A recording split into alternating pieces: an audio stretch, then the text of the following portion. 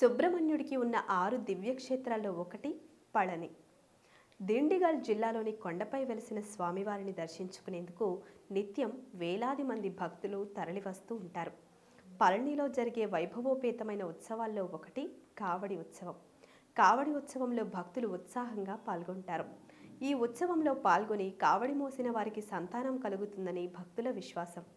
ఇక స్వామివారికి ఇక్కడ నిత్యం పంచామృతంతో అభిషేకం చేస్తారు. అనంతరం ఆ పంచామృతాన్ని భక్తులకు పంచిపెడతారు. దీనిని అమృతంతో సమానంగా భావిస్తారు. పళనిలో స్వామివారు నిత్యం 16 గంటల పాటు భక్తులకు దర్శనమిస్తూ ఉంటారు. ఈ ఆలయంలో తైపూసం, వైకాసి, అగ్ని నక్షత్రం వంటి ఉత్సవాలు ఘనంగా నిర్వహిస్తారు. నవపాషాణాలతో తయారైన విగ్రహం క్రీస్తు పూర్వం 3000 సంవత్సరాల క్రితం నాటిదని చెప్తారు. నిర్లక్ష్యానికి గురైన ఈ విగ్రహాన్ని తమిళరాణు చేరమాన్ పళనిలో పునఃప్రతిష్ఠించారని అంటారు. పళనిలో స్వామివారు 10 ఏళ్ల బాలుడిగా కౌపీనం ధరించి చేతిలో దండం పట్టుకుని దర్శనమిస్తారు. అన్నీ వదిలేసుకుని నన్ను చేరుకో అనే విధంగా ఆ విగ్రహం రూపు ఉంటుంది.